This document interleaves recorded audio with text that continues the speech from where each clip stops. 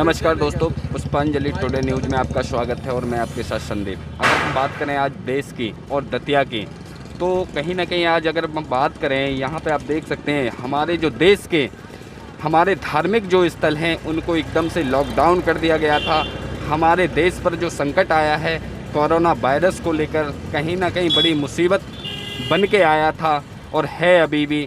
तो आज हम बात करेंगे हमारे देश के जो राजनेता हैं, ऐसी इनकी क्या मजबूरी थी जो शराबियों के चंद पैसों के लिए शराब के ठेके खोलने के आदेश दिए हैं। ऐसी क्या मजबूरी थी? क्या देश चल पाएगा शराबियों के पैसों से? ऐसी क्या मजबूरी थी? ये हम नहीं कह रहे हैं, हमारे देश की जनता पूछ रही है मोदी जी आपसे।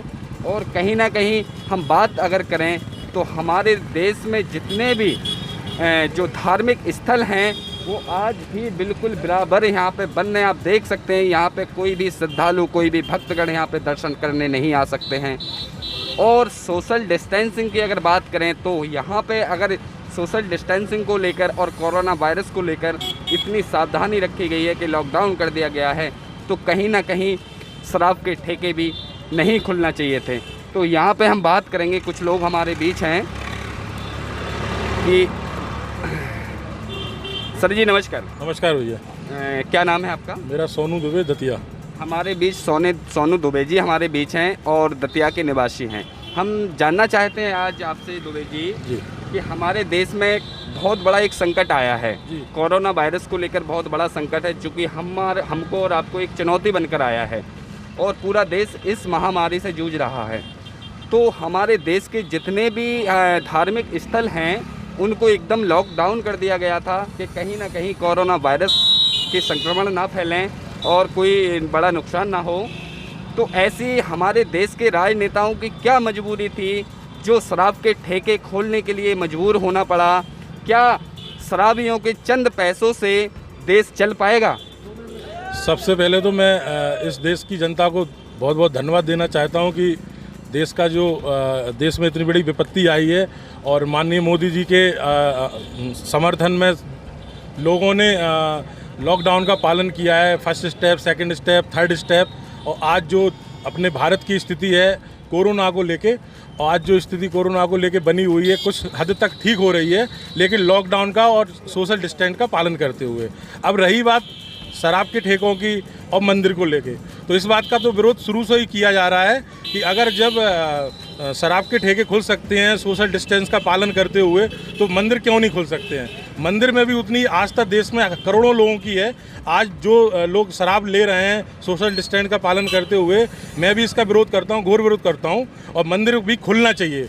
जितनी जनता शराब के लिए भीड़ लगा रही है, शराब के लिए जिस तरीके से भीड़ लगा के वहाँ पे शराब खरीद रही है, घर की स्थितियाँ ख़राब हो रही हैं और आने वाले समय में पैसे की किल्लत पड़ेगी तो घर के लोग शराब के कारण घर के जेवर बेचेंगे, घर में व्यवस्थाएं अस्त व्यस्त होंगी। इससे देश सुधरेगा थोड़ी ना, बिगड़ेगा देश तो। कहीं ना कहीं अगर शराब के ठेके खुले हैं तो कहीं ना कहीं लोग दारू शराब पिएंगे, शराब पी के घर में भी जाएंगे। और जायज़ सी बात है कि जब ये देश में संकट आया है तो 3 महीने से रेगुलर लॉकडाउन है, तो कहीं ना कहीं देश बहुत माइनस में चला गया है। तो क्या शराब के ठेका खुलना उचित था? तो क्या है कि शराब के ठेका जो खुले हुए हैं, अर्थव्यवस्था तो आगे पीछे होती रहती है, लेकिन कम से कम देश में इतना ध्यान रखना चाहिए, सरकार को भी रखना चाहिए कि कम से कम जो ठेके जो खोले गए हैं, शराब की दुकानें जो खोली गई हैं, इनको टोटल बंद करना चाहिए। जब तक बंद करना चाहिए जब तक स्थिति सामान्य नहीं हो जाती है। सर, हम आपसे भी जानना चाहेंगे, हमारे देश के सभी धार्मिक स्थल अभी भी लॉकडाउन हैं और शराब के ठेके खोल दिए गए हैं, तो क्या ये अपराध की श्रेणी में आ सकता है कि कहीं ना कहीं शराब लोग पिएंगे तो कहीं ना कहीं अपराध भी बढ़ेंगे? शराब तो लोग आदिकाल से पीते आ रहे हैं, तो अब भी पिएंगे। और रही बात है जो शराब के ठेके शुरू हुए हैं, दुकानें शुरू हुए हैं, तो ये कि ठीक है, कुछ ना कुछ स्टेट गवर्नमेंट की उसमें तो जाता होगा, वो ठीक है, मानते हैं कि क्या शराबियों के चंद पैसों से देश चल पाएगा? शराबियों के चंद पैसे नहीं होते हैं भाई साहब, शराब में भी बहुत पैसा आता है। अब आप जो शराब पीने वाला शराब ही कहलाएगा या भला आदमी कहलाएगा, बताइए। तो अभी अच्छा फिर ये बनाया क्यों गया सिस्टम में? मैं किसी का विरोध नहीं कर रहा हूँ, मैं कह रहा हूँ जैसे शराब की दुकानें जो खुले। दारू पीते हैं? नहीं, मैं नहीं पीता। आप नहीं पीते हैं, तो कहीं ना कहीं यहाँ पे लोग लेकिन मैं बता रहा विरोध हूँ, नहीं मेरा कर रहे हैं कहने उस का चीज़ का, इनसे बात करते हैं। मेरा कहने का मतलब ये है कि अगर बंद हो जाएगी तब भी लोग नंबर 2 तरीके से पीते हैं, ठीक है।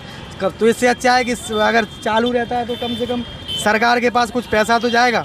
और रही बात मंदिरों की, तो मंदिर भी सोशल डिस्टेंस के अंतर्गत खुलना चाहिए, क्योंकि पुजारी हुए वहाँ पे और मंदिरों में जो सफाई कर्मी हुए और भी वहाँ कुछ जो जिनकी आजीविका मंदिरों से संबंधित चलती है, तो मंदिरों का खुलना भी आवश्यक है। हाँ, दतिया के स्थानीय निवासी जो हैं उनसे हमने बात की, तो कहीं ना कहीं उनका कहना है कि अगर देश में शराब के ठेके खोले जा सकते हैं तो हमारे धार्मिक स्थल भी खोलना चाहिए, सोशल डिस्टेंसिंग के तहत उनका पालन करना चाहिए, कम भीड़ लगे। तो हमारे देश की जनता का ये सुझाव है। तो मोदी जी कहीं ना कहीं लोगों का कहना है कि अगर शराब के ठेके भी खुल सकते हैं तो कहीं ना कहीं हमारे देश के धार्मिक स्थल भी खोले जाएँ।